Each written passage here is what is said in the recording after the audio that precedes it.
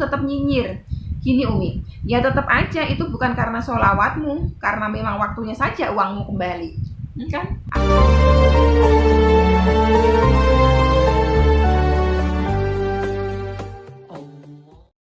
A'udzubillahiminasyaitonirrajim. Bismillahirrahmanirrahim. Alhamdulillahirabbil alamin. Wassalatu wassalamu ala asrofil anbiya'i wal mursalin wa ala alihi washabbihi wa tabi'in. Rabbi shrah li sadri wa yassir li amri wahlul 'uqdatam min lisani yafqahu qawli. Allahumma sholli ala sayyidina Muhammad wa ala sayyidina Muhammad.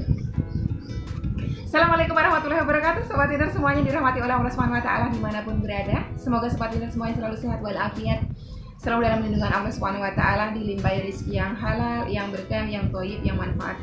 Semoga sobat Tinner semuanya yang saat ini mungkin sedang sakit, Allah segerakan angkat sakitnya, Allah gantikan dengan kesehatan, keselamatan, dengan panjang umur dan umur yang berkah.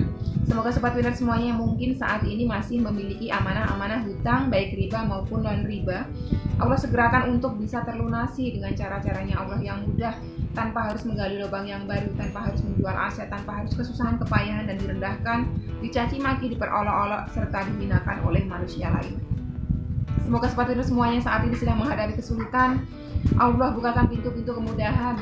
Semoga sobat Winner semuanya saat ini sedang bersedih hati, Allah jadikan kebahagiaan kesedihannya. Semoga sobat Winner semuanya yang sedang menantikan pasangan hidup, Allah segerakan bertemu dengan jodoh yang terbaik dari sisi Allah Subhanahu wa taala. Dan semoga sobat Winner semuanya yang saat ini masih belum memiliki momongan, semoga Allah segera karuniakan putra-putri yang soleh-solehah. Sobat Winnerku semuanya yang saat ini masih berkutat di dalam dosa riba, masih bermuamalah di dalam riba, semoga Allah sentuh hatinya dengan hidayah sehingga berhijrah segera meninggalkan riba. Dan untuk sobat Winner semuanya yang saat ini sedang berhijrah, semoga Allah kuatkan hijrahnya, Allah istiqomahkan di jalannya, amin amin ya rabbal alamin. Masya Allah, tabarakallah, masih bisa bertemu di channel saya, artinya Allah masih kasih nikmat hidup, nikmat bisa melihat. Jadi selalu bersyukur atas nikmat Allah ya sobat Winnerku semuanya. Nah, agak belum dikit. Oke, sobat Winner semuanya, hari ini saya sudah ada satu pertanyaan dari salah seorang sahabat kita yang ini sangat menarik sekali ya. Jadi video Q&A-nya saya isi dengan satu pertanyaan dari sahabat kita yang insya Allah banyak sekali hikmah dan ilmu yang bisa kita ambil nanti ya. Untuk pertanyaan yang lain saya sebetulnya sudah capture, saya sudah screenshot, tapi mungkin karena saya belum ada kesempatan, ini jamnya udah jam setengah berapa nih ya, setengah 9 ya, jam 9 saya sudah harus berangkat kantor, jadi saya yang ini dulu aja saya bahas. Oke, pertanyaan seperti apa? Beliau bercerita seperti ini, barangkali banyak teman-teman yang mengalaminya juga ya. Oke, dari Mbak Rini Hastuti, kalau teman-teman ingat uang beliau yang 66 juta ya, dipakai teman beliau untuk melunaskan hutang-hutangnya yang kabur itu sampai berapa ya, 28 bulan kalau nggak salah, kembali berkat amalan sholawat. Nah ini beliau cerita seperti ini. Waalaikumsalam Umi, saya mau cerita sekaligus bertanya. Gini Umi, saya punya dua teman. Yang satu sebut saja si A yang pinjem uang pakai nama saya dulu itu ya, dan sempat lari itu, tapi udah dikembalikan. Yang satu sebut saja si B yang masih sekantor sama saya. Dulu kami bertiga sekantor. Jadi pas A keluar kerjaan dan nggak bayar utangnya, si B nyinyirin saya terus dan menjelekan si A terus. Katanya gini Umi, makanya kamu jangan bodoh jadi orang. Saya baca loh ya, ini saya nggak ngatain siapa-siapa. Jangan terlalu dekat berteman, jadinya ditipu. Emang dasarnya dia penipu. Biar kamu sholawatin sampai bibirmu jontor, nggak bakal balik uangmu. Mana ada maling datang balikin barang curiannya, itu kata si B, ya kan? Terus ini disambung lagi, saya sambung ya Umi karena HP saya keyboardnya rusak. Di situ saya sedih nih, tapi terus tonton video Umi sebagai motivasi. Jadi ceritanya dulu ya, berarti sebelum utangnya dikembalikan. Hingga singkat ceritanya, tiba-tiba si A nelpon dan WA saya minta nomor rekening mau lunasi semua hutangnya. Dan alhamdulillah kembali uang saya yang 66 juta. Yang buat bayarin cicilan utangnya kami gitu kan. Jadi ceritanya pas temennya lari itu kan pinjam ke bank pakai namanya Mbak Rini. Terus akhirnya temennya ini balikin, jadi mau lunasi semua utang yang utang di bank, jadi kan kembali uang beliau. Pas itu saya kasih tunjuk ke si B bilang, si B pun tetap nyinyir. Gini Umi, ya tetap aja itu bukan karena sholawatmu, karena memang waktunya saja uangmu kembali. Kan ahli nyinyir, sampai kapanpun akan tetap nyinyir. Kok sedih ya Umi? Padahal tujuan saya baik, supaya dia juga mau bersolawat. Karena dia itu kejerat pinjol sampai 50-an juta. Nauzubillah min dzalik. Padahal beliau sendiri terjerat pinjol loh ya. Tiap hari ditelepon pinjol di kantor saya yang angkat, tapi kok nggak sadar-sadar. Apakah yang harus saya lakukan, Umi? Bisakah saya mintakan kepada Allah dengan amalan melembutkan hati ini, agar Allah lembutkan hatinya? Kayaknya hatinya itu keras nerima nasihat Umi. Terima kasih. Masya Allah, mulia sekali hatinya Mbak Rini. Oke, jadi Mbak Rini boleh diamalkan amalan melembutkan hati. Siapa tahu dengan amalan ini, kita pakai wasilah amalan ini itu, Allah akan lembutkan hatinya ya. Allah akan lembutkan hatinya karena memang Allah perintahkan kita untuk memakai wasilah, untuk mengambil wasilah ya. Ya, dalam surah Al-Maidah Allah perintahkan kita untuk mengambil wasilah. Itu diperbolehkan. Tetapi hidayah itu milik Allah. Allah memberikan hidayah kepada siapa aja, itu hak mutlaknya Allah. Ada orang-orang yang diberi hidayah, ada orang-orang yang disesatkan ya.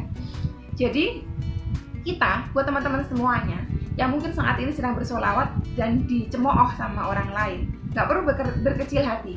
Karena apa? Karena apapun yang kita lakukan tidak akan pernah benar di matanya manusia. Biarkan saja. Saya kasih contoh ya.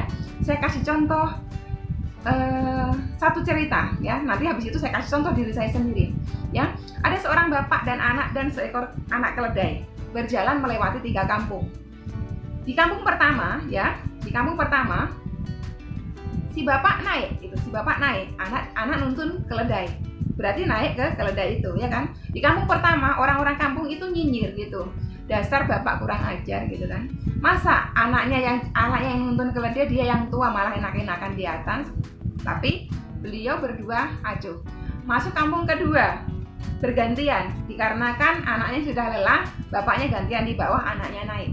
Si kampung kedua karena nggak melihat kejadian di kampung pertama, si kampung kedua ya, warganya berkata, masyarakatnya berkata, dasar anak kurang ajar, nggak tahu diri, masa orang tua disuruh nuntun keledai, anaknya enak-enakan naik, ya kan? Oke, masuk ke kampung ketiga. Karena dirasa keledainya sudah di satu kampung pertama dan kampung kedua sudah lelah ya, karena itu tadi di atasnya ada muatan si anak dan si bapak. Di kampung ketiga, dua-duanya jalan kaki bersama keledai. Keledainya dibiarkan jalan kaki dituntun. Kampung ketiga, penduduk kampung ketiga pun nyinyir karena nggak melihat kejadian di kampung pertama, kampung kedua. Nyinyirnya seperti ini, dasar orang-orang bodoh gitu. Kenapa ada keledai nggak dinaikin kok malah jalan kaki? Nah, itu adalah ini cerita ya, filosofi sederhana. Bagaimanapun kita berbuat kebaikan, orang nggak akan pernah menghargai dan orang pasti akan nyinyir aja. Ada aja orang yang nyinyir. Jadi jangan pernah khawatir ya buat Mbak Rini maupun sobat winnerku semuanya. Kalau misalnya sedang bersolawat nyinyirin orang lain, biarin aja ya. Toh yang tahu amal baik buruk kita Allah yang nerima gitu ya. Jadi nggak perlu terlalu pikirkan omongan-omongan netizen, omongan-omongan orang di luar sana. Seperti halnya misalnya kita nonton channelnya Mbak Im Wong. Mbak Im Wong selalu sedekah di publish ya kan, karena tujuannya baik. Kalau orang yang berpikiran baik ya, melihatnya seperti ini, bagus sekali ya Mbak Im Wong ya, memotivasi kita untuk bersedekah gitu kan. Saya juga pengen suatu saat kalau misalnya harta saya banyak, saya mau bersedekahnya lebih banyak dari yang sekarang gitu kalau orang berpikiran baik. Tapi kalau orang berpikiran buruk, orang akan berkata begini, dasar riya, sedekah aja di publish dijadiin konten. Nah itulah orang nyinyir. Semua tergantung orang melihat orang buruk, artinya apa? Di dalam hatinya, dalam pikiran itu buruk ya. Kalau di dalam hatinya terbiasa dilatih dengan buruk, dia akan melihat orang lain buruk. Jadi nggak perlu khawatir, kita sholawat aja. Perkara orang katakan sholawat itu nggak diterima, biarin. Yang terima sholawat kita Allah kok, bukan dia kan gitu. Ini saya kasih contoh. Saya tadi pagi saya menemukan komen yang mohon maaf tanda kutip durhaka sekali kepada Allah ya, dan saya mau blokir orangnya. Ternyata malah saya menemukan komen lain seperti ini yang nyinyir terhadap saya. Dari Burhan Seto ya, coba lain kali pisahkan videonya antara testimoni sama ilmunya, tanda seru 2, tanda pentung 2. Karena testimoni yang kamu bacakan menghambat penyampaian ilmu, juga malah mengurangi timbangan amal baik kamu sendiri, tanda pentung 2 ya. Tanda seru ya, di dalam pelajaran SD, tanda seru itu adalah bentuk emosi ya, penegasan, penekanan gitu. Di sini Aki Burhan Seto ini marah-marah ya kan, marah-marah di komennya kepada saya karena di video itu video yang teman saya mendapatkan pertolongan 230 juta dengan baca sholawat 4.444 kali. Saya ada jelaskan ilmunya. Karena apa? Kenapa saya jelaskan? Beliau komplain. Beliau bilang kalau testimoni jangan kasih testimoni, kalau ilmu saja, nanti amalmu nggak diterima gitu kan ibaratnya kan. Nah di video saya sebelumnya, yang video pertama saya, banyak sekali netizen yang komplain. Karena apa? Di sana saya cuma ceritakan keajaibannya seperti apa, saya ditolong seperti apa, tanpa saya merincikan amalannya. Banyak sekali yang komplain begini, jangan banyak bacot lu, jangan banyak omong lu. Ada juga yang namanya Ibu Sandra itu ya, yang solehah itu, beliau bicara begini, rak jelas, mana amalannya, isinya cuma keluh kesahmu aja ya. Di situ membuktikan apa? Saya memberikan testimoni saja tanpa ilmu, tanpa amalan, orang komplain, orang marah-marah. Mana amalannya, jangan omong kosong, jangan banyak bacot gitu kan. Itu komplain yang pertama. Tetapi di video yang ini saya sebutkan testimoninya beserta ilmunya. Aki Burhan ini ya sebagai netizen juga komplain. Jadi disinilah kita mau melakukan amal baik sebaik apapun, orang nggak akan pernah suka. Dan kita melakukan apapun akan selalu salah di mata manusia. Jadi sekarang gini aja, lakukan aja yang menurut kita baik ya, asal itu tidak menyakiti orang lain, asal itu kita rasa bermanfaat buat orang lain, lakukan aja. Asal itu bermanfaat buat diri kita, lakukan aja. Perkara orang katakan kayak gini tadi kan, beliau kan mencoba menjadi malaikat raqib dan atid kan. Sementara amal baik, amal buruknya manusia itu kan udah ada malaikat yang ditugasi Allah ya, bernama malaikat raqib, malaikat atid yang mencatat amal baik buruk. Nah, ngapain beliau repot-repot gitu loh, repot-repot menimbang amal saya. Katanya malah mengurangi timbangan amal baikmu. Seolah-olah beliau tahu sekali gitu. Beliau tahu sekali amalan saya seperti apa, timbangan amal itu seperti apa. Seolah-olah beliau tahu gitu. Dan saya nggak terlalu pusingkan dengan yang seperti ini. Toh yang menerima amal saya ini diterima, Allah terima. Misalnya amal saya dirasa Allah nggak terima, Allah nggak terima. Dan saya membuat channel YouTube saya ini, saya share semua apa yang saya rasa bermanfaat ini.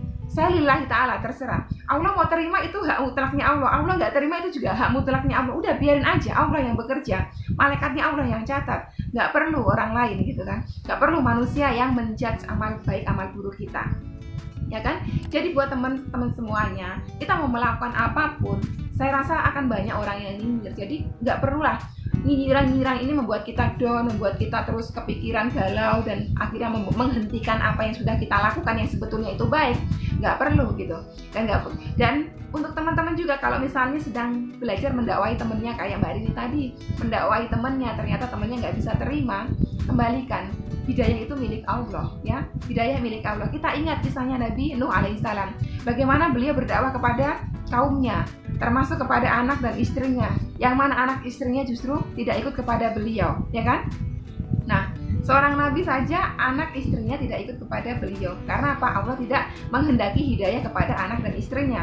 Jadi mungkin saja Mbak Rini Hastuti, teman panjenengan itu memang Allah tidak kehendaki untuk menerima hidayahnya. Jadi panjenengan kalau mau doakan dengan amalan lembutkan hati, monggo silahkan. Nanti yang dapat amal soleh panjenengan, yang dapat pahala panjenengan. Perkara Allah akan berikan hidayah enggak kepada temannya, itu hak mutlaknya Allah. Kita pasrahkan saja sama Allah ya, nggak apa-apa. Kita tetap lakukan saja yang terbaik. Ya, oke. Di sini saya sampaikan ya satu firman-Nya Allah dalam surah Al-Qasas ayat ke-56. Sesungguhnya kamu tidak akan dapat memberi petunjuk kepada orang yang kamu kasihi, tetapi Allah memberi petunjuk kepada orang yang dikehendaki, dan Allah lebih mengetahui orang-orang yang mau menerima petunjuk ya. Jadi mungkin saja teman panjenengan itu memang nggak mau menerima petunjuk ya, jadi makanya Allah belum berikan hidayahnya. Kita doakan aja terus ya. Ini yang tadi ceritanya Nabi Nuh alaihissalam ada dalam surah Hud ayat 42 ayat 43. Wahai anakku, naiklah bahtera ini bersama kami dan janganlah kamu bersama orang-orang kafir. Dia berkata, anaknya berkata, aku akan berlindung ke gunung yang akan menghindarkanku dari air bah. Nuh berkata, hari ini tidak ada lagi yang bisa melindungi dari azab Allah kecuali Zat yang Maha Penyayang. Dan gelombang pun menghalangi mereka berdua, maka jadilah anak itu termasuk orang-orang yang ditenggelamkan. Ya kan? Nabi Nuh sudah berusaha sekuat tenaga memberikan petunjuk ya, memberikan petunjuk dari Allah kepada anaknya dan istrinya, tapi ternyata apa? Allah tidak menghendaki anak dan istrinya, karena anak dan istrinya adalah orang-orang yang tidak mau menerima hidayah Allah. Jadi itulah Mbak Rini, sahabatku semuanya, tetap semangat. Kalau misalnya ada orang-orang yang nyinyir, kita kasih tahu tentang sholawat tidak mau nerima, justru malah mencemooh kita, nggak apa-apa, biarin aja.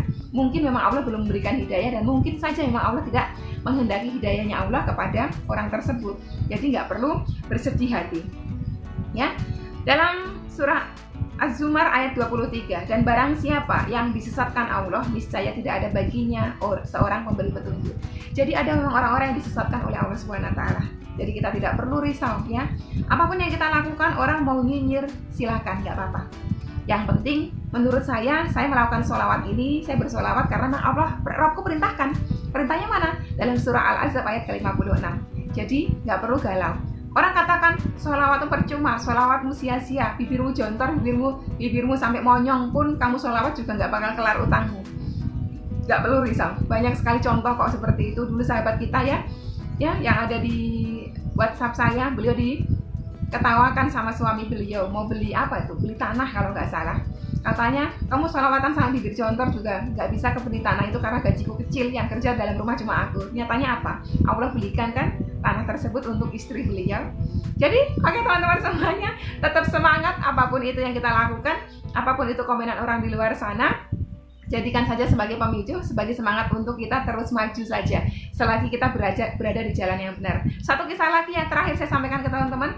Ketika Nabi Ibrahim alaihissalam akan diterjunkan, akan dibakar oleh raja yang berkuasa saat itu ya, akan dibakar, ada dua binatang saat itu. Yang satu meniup-niup supaya apinya gede, yang satu meniup-niup supaya apinya mati.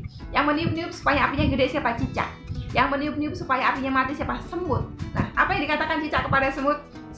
Cicak berkata waktu itu kepada semut, "Wahai semut, kamu tuh kecil, percuma kamu melakukan itu. Kamu meniup-niup api ini tidak akan pernah mati apinya. Aku nih akan meniup-niup dan apinya akan besar." Apa yang dikatakan semut? Oke, gini bahasanya kalau bahasa kita, "Oke cicak, mungkin betul katamu. Aku hanya kecil, aku hanya seekor semut. Ya, aku mungkin meniup-niup api ini tidak akan pernah padam, tetapi aku merasa aku berada di jalan yang benar." Nah, oke, itu tadi sepenggal percakapan dari cicak dan semut ya di zaman Nabi Ibrahim yang bisa kita ambil hikmahnya. Orang mau nyinyir seperti apa, seperti cicak pun, kalau kita yakin kita berada di jalan yang benar, maju terus ya. Oke, sekian dulu. Wassalamualaikum warahmatullahi wabarakatuh.